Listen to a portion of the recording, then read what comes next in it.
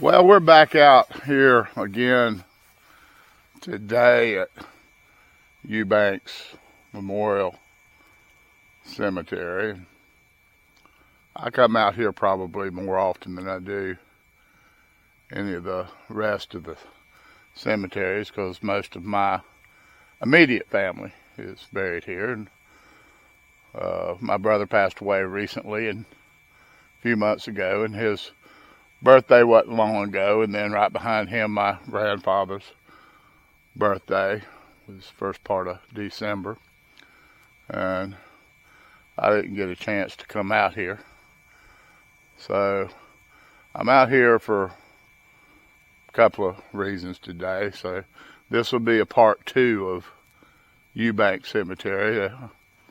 The first time I come out here, it was actually my first video, and the way I was filming it was shaking a little bit, and there was some ground shots and some other stuff or whatever. And this one should be a little bit better with this newer head mount camera that I've got, and we'll revisit some of the people that we visited before, but I figured I would show a little bit more of the extended family as opposed to just my direct ancestors.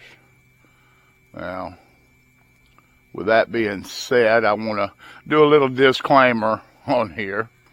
I done a video yesterday at Anderson Cemetery and posted it, and so my mom called me this morning. She said, well, you got these, this one don't belong to that one and whatever. Anyway, so with the extended family that I've got, sometimes I do get the relationships a little mixed up. But when you've got a family this is big as our family is, I mean, up until my mom's generations, my grandfather's generation, my grandfather had 11 brothers and sisters, and he made 11.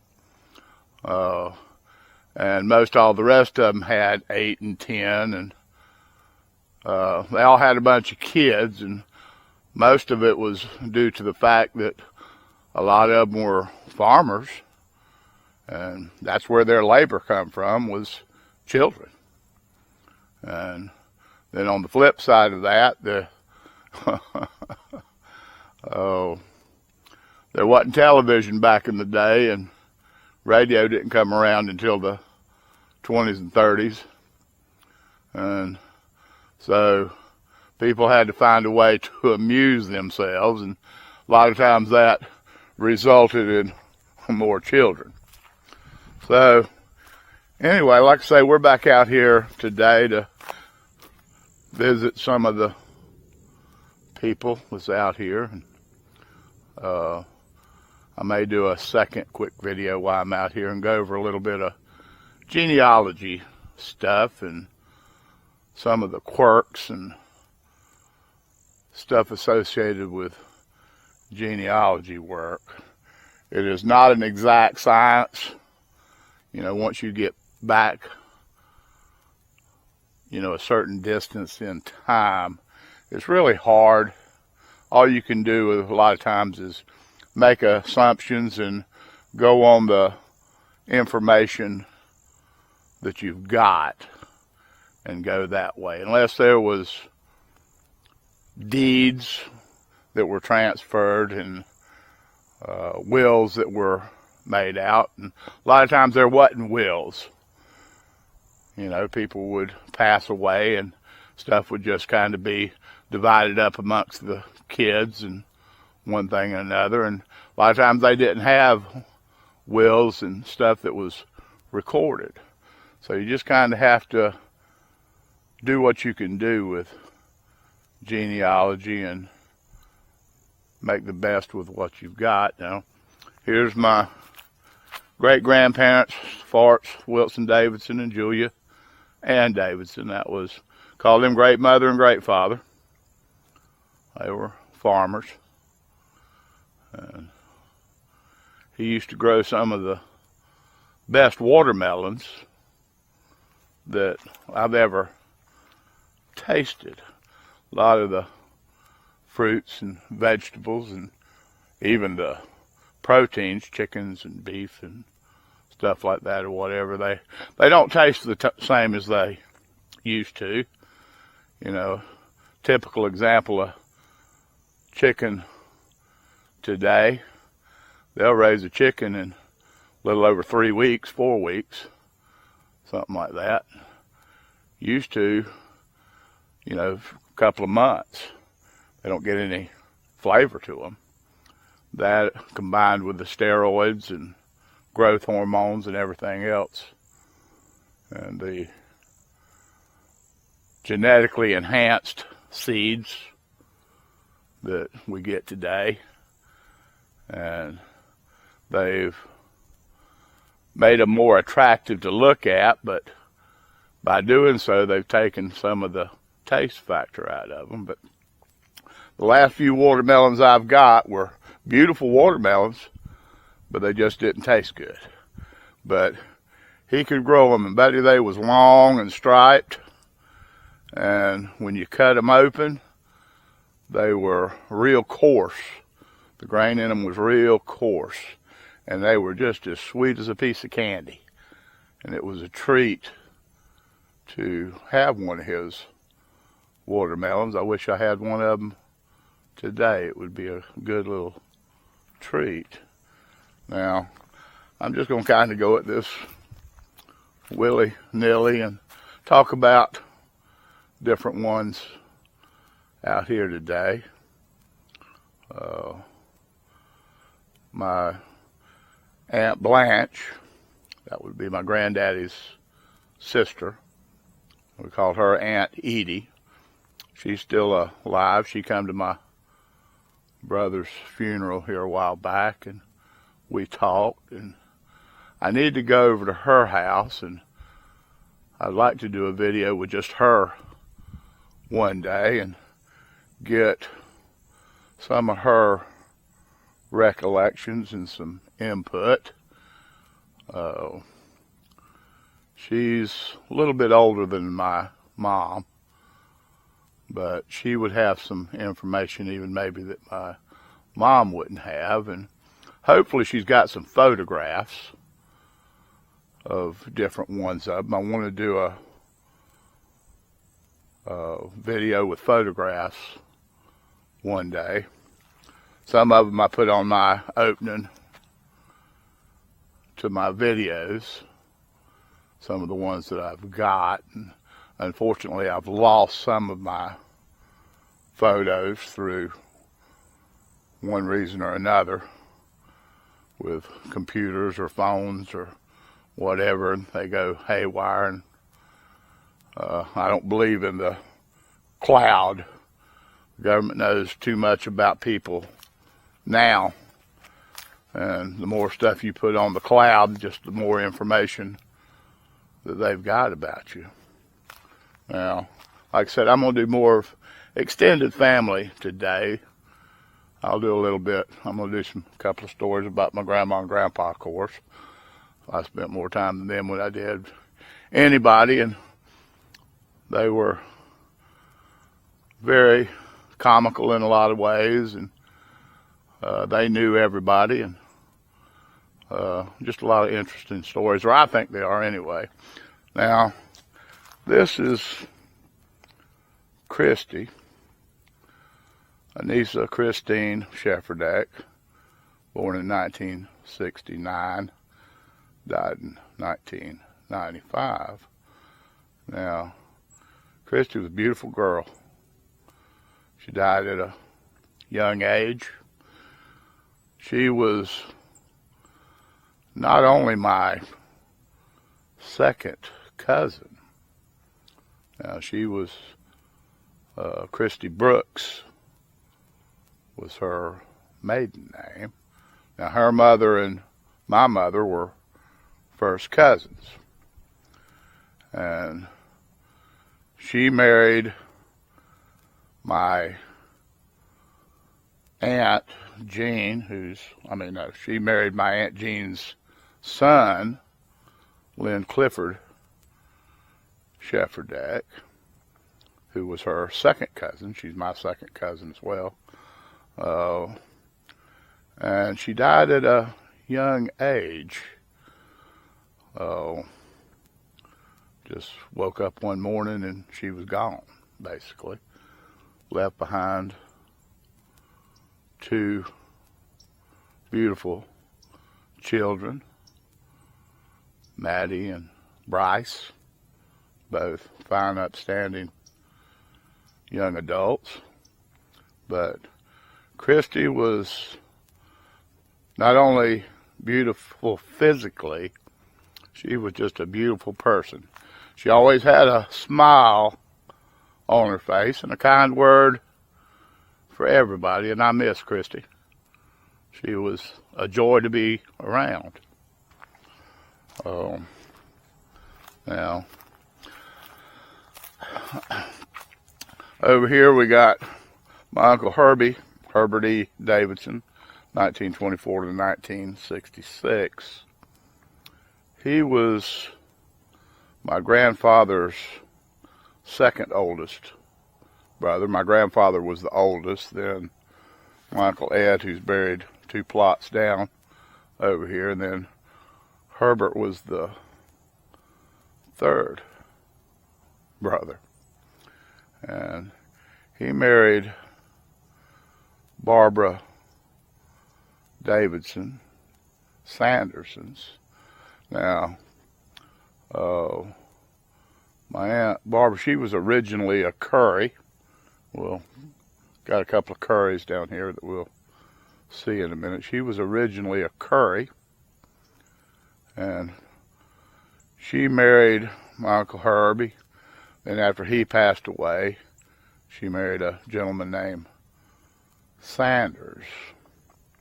Now, she just passed away a little over 2 years ago now. She lived a long life. She was 90 years old. Now, my Uncle Ed, you can hardly see his stone there from the azalea bush that's planted next to him. Forrest Edward Davidson, 1915 to 1971. Now, he's another one. I wasn't real old when he passed away, probably about 14, 15 years old when he passed away. Now, he was a fisherman extraordinaire, saltwater fisherman. He fished and he shrimped, and he lived on the water over there next to his sister and her husband, Horace and Florence Anderson. And he could build a boat. Now, I'm not talking about huge ship type boats or whatever, but a little old boat to get around up in the creek with. And quick story about him. My granddaddy went, I don't know, I was probably about 12 years old, something like that. My granddaddy wanted a little boat that he could pull around by himself. My granddaddy was a strong man. And so he went to my Uncle Ed to get him to build him a boat. And he said, well, I want you to build it out of 3/8 plywood. Well, my Uncle Ed said, nope, ain't going to do it, Jim. I ain't going to buy you. I'm not going to build you no boat out of 3/8 plywood. He said, you'll be running into a stump somewhere and poke a hole in it, and you can't swim, and you'll drown, and it'll be my fault. He said, now, if you want one out of 1/2 inch, I'll build you one out of 1/2 inch, but I ain't going to build you one out of 3/8 inch. Well, my granddaddy, stubborn, wouldn't let him build him one out of 1/2 inch, so my granddaddy never got a boat that was built by my Uncle Ed. Oh, well, in his own way, he was looking out for my grandpa, because my grandpa could not swim a lick. And he liked to go out in a boat, and Lord, I always worried that one day something might happen and I'd have to try and save him. And I'm a fairly good swimmer, but I don't know if I could actually swim good enough to save somebody if we was out there. Probably could, but I wouldn't want to bet my life or somebody else's on it.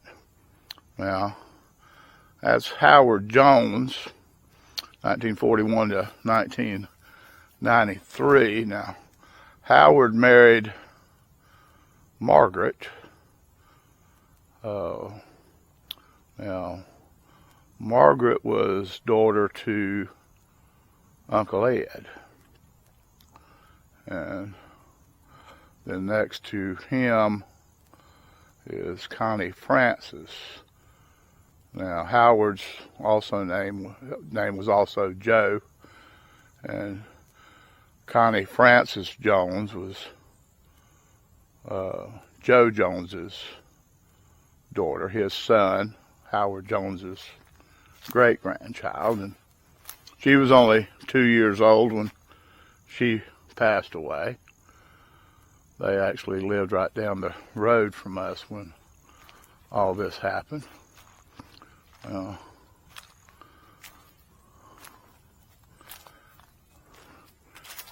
That's Mamie Anderson Davidson. That would have been Ed's wife. Now, Aunt Mamie was a hard-working woman. She took care of my Uncle Ed and all their kids, and the house they lived in down by the river down there, she actually built most of that house by herself. So she was a very industrious woman. Now,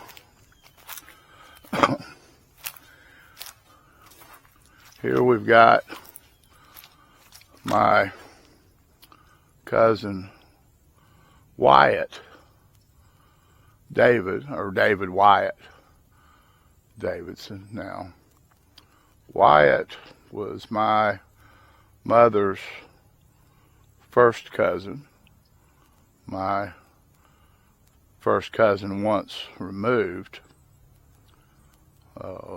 He died of leukemia in 2001.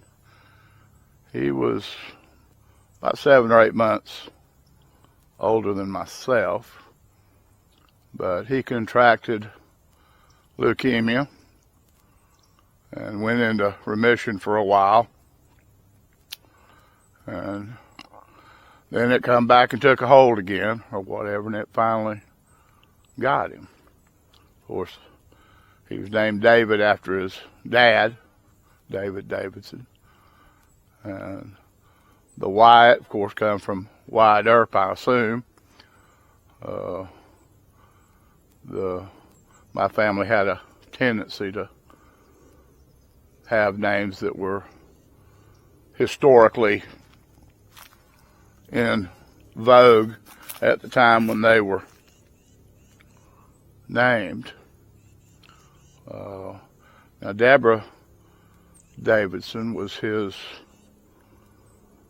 I want to say his first wife, may have been his second wife. Must have been his first wife, because I think Charlotte may have been the second. I don't know whether you can see that picture of her or not. Beautiful girl.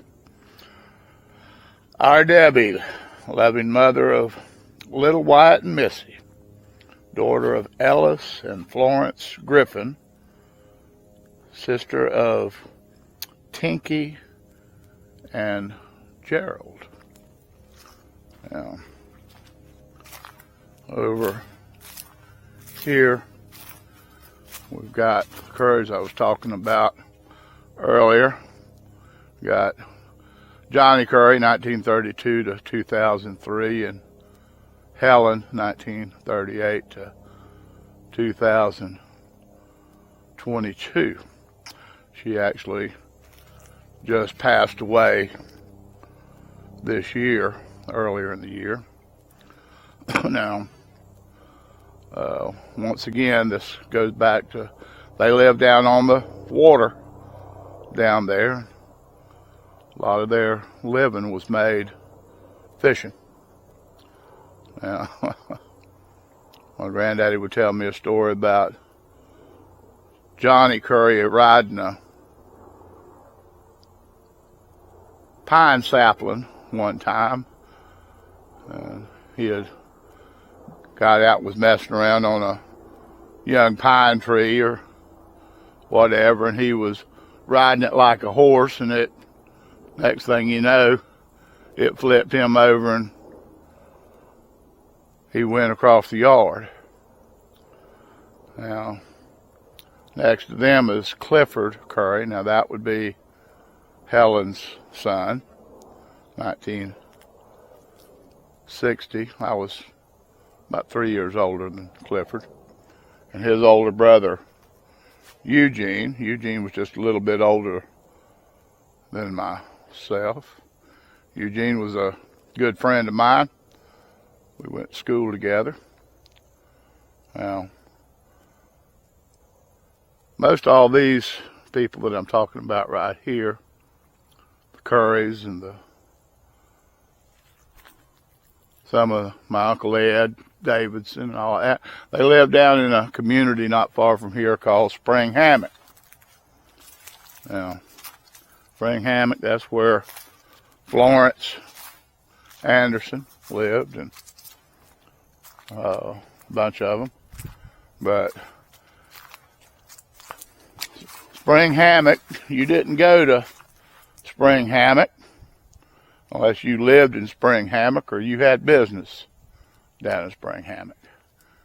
They were off the beaten path and out in the woods down by the creek, and they took their privacy serious down there. You just didn't mess around Spring Hammock if you didn't have no business down there. Now, here we've got Johnny Baldwin, and buried here. Now, he was married to my Aunt Sue. Now, my Aunt Sue and my mom are a year's difference. Now, she was also sister to my grandfather. Now, they had 11 brothers and sisters that spanned basically 2 generations. That half of my great-mother and great-father's children went actually into another generation of my mother, second generation down. So that's what I'm saying. Sometimes a generational thing and getting people mixed up and one thing and another. Like I say, a very big family. But Johnny was married to my Aunt Sue. And next to them is buried Vera Sue Baldwin Martin, born in 1953 to 2018. By today's standard, Vera died at a young age. Wonderful person. She worked for Jacksonville Corrections. She worked for Jacksonville Sheriff's Office, and she actually married a Jacksonville police officer. But she was a very friendly, outgoing person. I loved her to death. Now, back over here, of course, we got my grandparents and my aunt, 2 of my aunts, Barbara Redfern, of course my grandparents, Eva and Jim, and Judy Courtney. Now, Ted, my uncle, he come from Kansas. He was another one that was a avid fisherman. When they moved here from Kansas, they lived out off of Trout River boulevard on the water over there. He was another one that spent a lot of his spare time was fishing.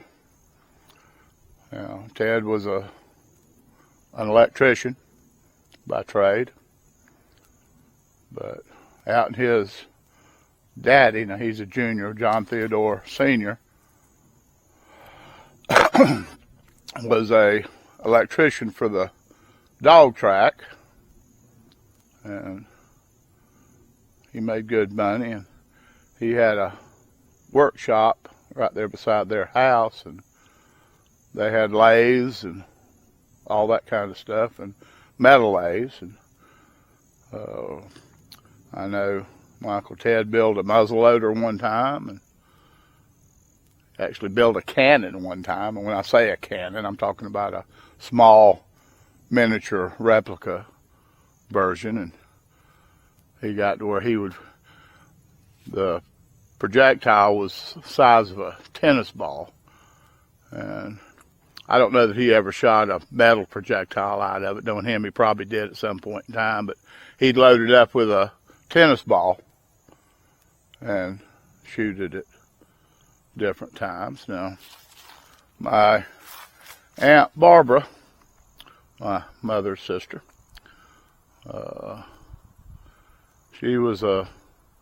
spent a lot of time at their house. Their son, Timmy, was 2 years younger than me, and we spent a lot of time together. I was either at their house or he was at my house, especially on Sundays after church, and spent a lot of time. And she was a strict disciplinarian. You did not mess around with Aunt Barbara. If she told you something, you better do it. She had a little paddle up on the corner of the wall that separated their living room and dining room kitchen area. And it wasn't no big, huge paddle or whatever. It was a small paddle. But it had a inscription on it for the, what was it, the cute little something with the bear behind. I can't remember what it was. But buddy, she would grab that paddle and she would whip you in a minute. And of course today she'd get in trouble for that. It's a shame that more youngins don't get paddled today. We may not be in the situation we're in today. Story about my Aunt Barbara. She was I don't want to call her a miser, but she was a penny pincher, I'll put it that way. And boy, she didn't spend any money unless she had to. The same way with her husband, my Uncle Joe. My mother used to tell me when my grandparents would take them to town, they'd get candy that my mother and my Aunt Jean and my Aunt Judy, they'd all get candy. And like most kids, within a day or so, they'd eat up that little bit of candy that got bought. But Barbara would still have most of hers. But she carried that on right through her life. And it took everything my mother could do. My mother and sister took Barbara to England back a year or so before my Aunt Barbara passed away. She passed away with breast cancer and went through a bunch of chemotherapy for a long time, but it took everything my mom could do to get her to spend the money to go with them to England. But she enjoyed herself. She had a good time, but she sure did hate spending that money. Now, here we've got the Kennedy. Here again, this is my granddaddy's sister, 1926, 2009. And her husband was Jesse James Kennedy Jr. They lived right down the road here the last part of their life. And before that, they lived over in the Eastport area. Now, I've mentioned my Aunt Jean here. She was the third sister. Second down from my mother, Beverly Jean Shefferdeck, 1937 to 2021. And I've mentioned her a couple of times, where they're still waiting on a headstone for her. But my Uncle Lyle, I think, is going to get a double stone to put here. I miss my Aunt Jean. I used to do a lot of work for my Aunt Jean and my Uncle Lyle. I'd go over and cut their grass and do one thing. I put some insulation in their house one time. But I used to go over there on a Saturday and mainly cut their grass. They had a big yard. Mr.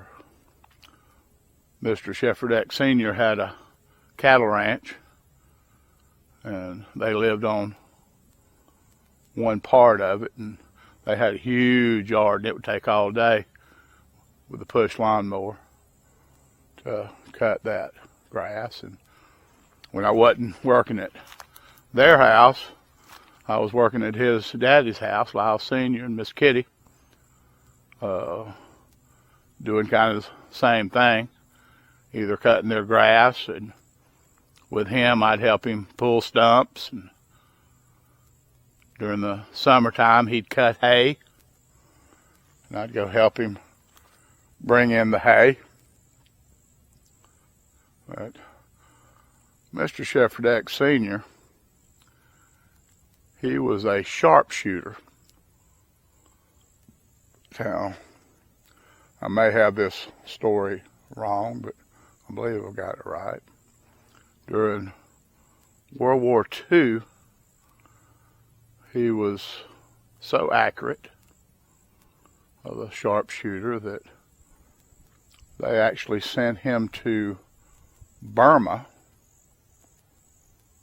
to train the Burmese troops during World War II. If that's wrong, I'm sure I'll get a call from my uncle saying, no, that's wrong. But I believe that's right. That I know he was a sharpshooter, and he taught my brother how to shoot. My brother was a very good shot. I'm pretty fair myself, but I remember watching Mr. Shefferdeck shoot a lot of times, and he was very accurate. Anyway, that's kind of some of my extended family here. And of course, we've got my brother here, who just passed away. And of course, my daughter. I miss my brother. He and I spent a lot of time together the last few years. And I do miss him. So, another thing that I'd like to say about my Aunt Barbara and my Uncle Joe, back in, I don't know, it was somewhere in the late 70s. My Uncle Joe, he liked sports, and when I'd go over to their house, we'd always be playing baseball, softball, football, basketball, something. And he was a Mason, and he coached the D-Malays for the Masons. But he played softball for a lot of years for Lake Forest Baptist Church. Well, when I was in my early 20s, I guess it was, his son Timmy and I played softball for the church as well. And so there was one incident where we were playing a game, and so there was a discrepancy of some kind on the play. Forget what it was. I was sitting on the bench, so apparently we were up at bat because I was sitting on the bench. And so whatever the discrepancy was, whoever was arguing about it, I said, ask Uncle Joe, he knows everything. Well, I probably should have worded it a little bit different, because he heard me say that and he thought that I was calling him a know-it-all. Well, that's not the case. I was just making a statement that if it was a rule, because he umpired and, like I say, he was heavy into sports, he knew the rules for all the games backwards and forwards. He could quote the book to you. And that's what I meant when I said, ask Uncle Joe, he knows it all. Because he did. He did know it all. It wasn't a smart aleck remark. But anyway, he got mad at me, and I don't know whether he actually ever got over it or not. We didn't speak for a long time. I went to my Aunt Barbara and tried to explain to her what I meant by it, and she didn't go against Joe much. Whatever Joe decided to do, that's how they done things. But nothing else. I wanted to get that off my chest. Sometimes it's best just to keep your mouth shut and not say anything at all. But then over here we've got the Hickenbottoms and the Williamses. Like I say, I'm just going to kind of stroll around over here and talk randomly. I don't want to do this too long today. I know your time is precious, but I do like to be a little on the entertaining side with some of my stories. Some people I know a whole lot about, and some people I know absolutely nothing about at all, other than, yeah, I know who that is, but I can't tell you much about them. Now, right there we've got my great-grandfather, Walter Williams, 1871 to 1851. Now, his dad is John Hamilton Williams, buried in Eubanks Cemetery. I need to go over there. He's one of the last local links I've got before I have to start doing some traveling to make some connections. And his mother, Lydia, 1854 to 1924, is buried right over there.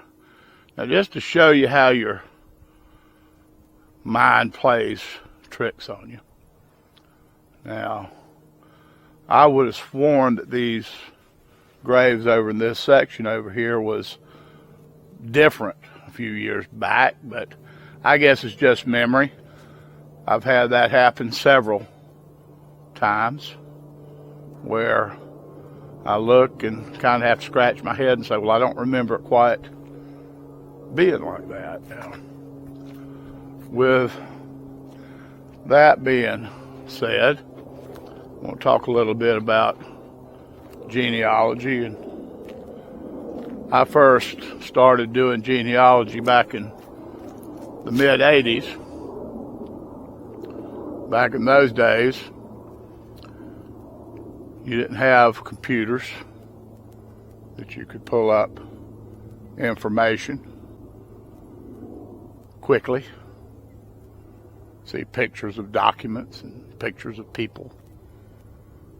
You had to go to a library that had information, or the courthouse, and you had to really dig for any information that you got. Now, there's even websites out there today. Now, I use Family Search, the Mormon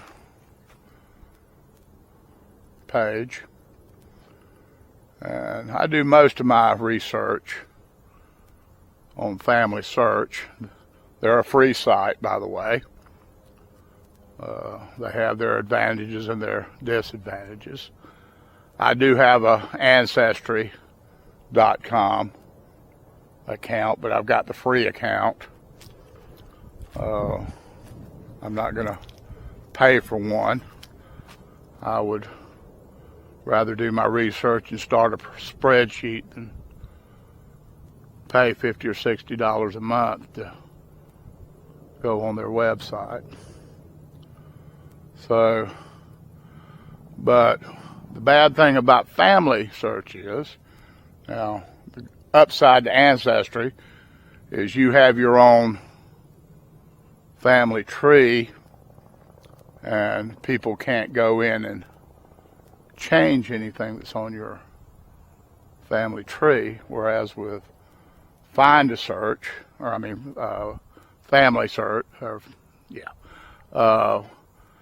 people can actually come into your tree and change stuff around if they don't think you're right. Now, I don't claim to be right on all of my research. Usually before I put anything down, I've got a pretty good idea that stuff is right, but it is not 100% infallible. I'm human. I make mistakes.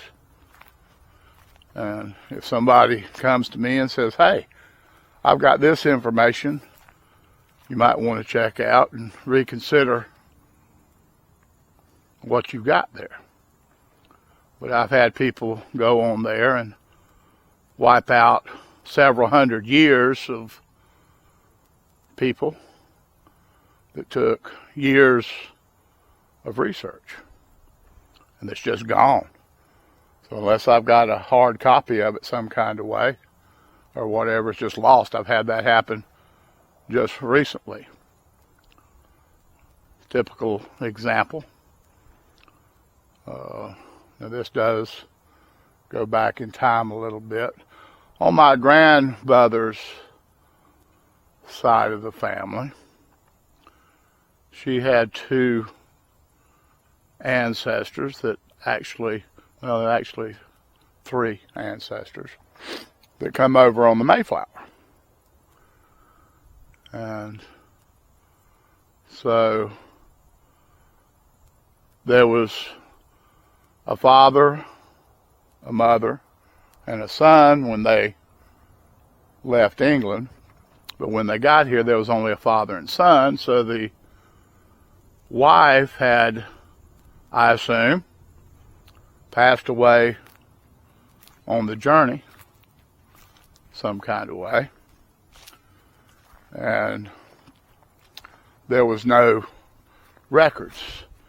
Now, if you try and talk to those people up in Massachusetts, the Mayflower Society, they will tell you real quick that there's no information to be found on her, and that's it.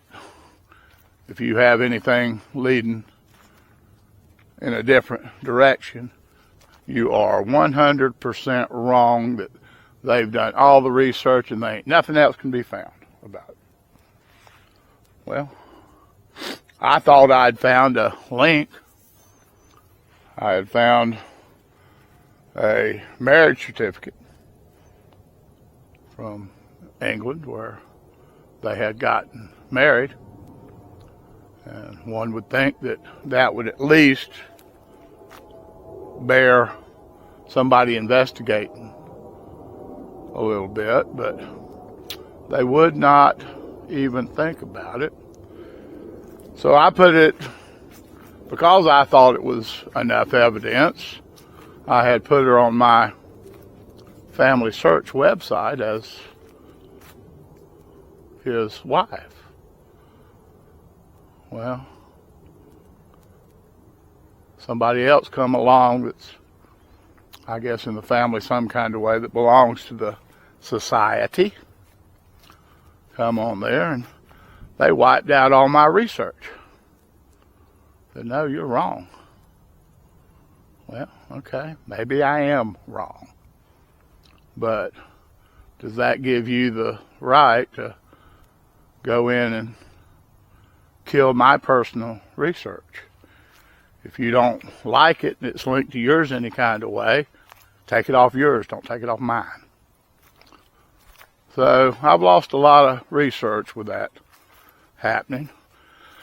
So if you do use family search, there's a possibility that you could lose some of your information. So back it up. It's always good to have backup anyway. But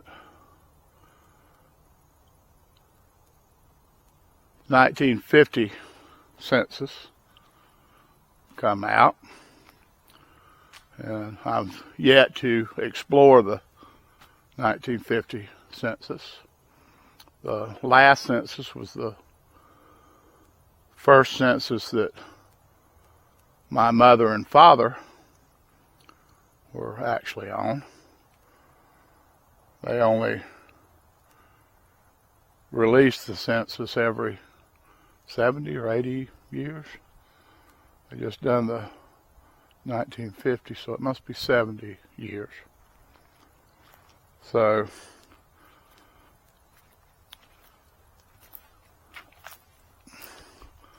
I've got to do some looking on the 1950 census.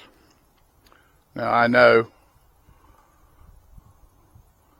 pretty much where most everybody was in 1950 and all like that, but it's always interesting to go in there and look different stuff. And it'll be, let's see, 1960, yeah. I will personally show up on the 1960 census. So for me to see myself on a census, I'll have to live at least another 10 years to see it. And I understand a lot of it has to do with privacy. And I'm all about privacy. I'm all about the First Amendment. I'm all about the Second Amendment. I think a person should be able to say whatever is on their mind. Now, I'm not one for political correctness. Now, I don't down anybody or say anything derogatory about people. But I believe in this country that the founding fathers had a pretty good idea with things. And I believe you should be able to speak your mind about stuff without fear of retribution any kind of way. I scanned over an article. I didn't read it. I should have, but I didn't. Our liberties and freedoms are being taken away from us by leaps and bounds. Today, there was, I guess it was a student. I don't know whether it was at a college or a high school. I think it was a college. Had said something in class to one of the professors or teachers, and they ended up arresting this person for what they had said. Now, I don't know. That smells to me like a Adolf Hitler or something of that nature, when you can't say what's on your mind. Same way with the Second Amendment. I know a lot of people think guns are a bad thing. And guns can do a lot of harm. There's no doubt about it. But the Second Amendment was put in the Constitution for a reason. We had just fought a long, bloody battle over tyranny from England. And England, actually at the time that the war started, had pretty much made it illegal for citizens to have firearms. If you had a firearm, you were a rebel, and that was the end of that. So it was specifically put in the Constitution to have a militia. And the reason for that was we are the government of the people. Now, we are a democratic republic, which means we send representatives to represent us. This is not a pure democratic society where if 51% say something, it's the fact or whatever. So it goes a little deeper than that. And I think our system of government is one of the best around. It's been abused, and people have cut corners with it and one thing and another, and it's made it what it is today.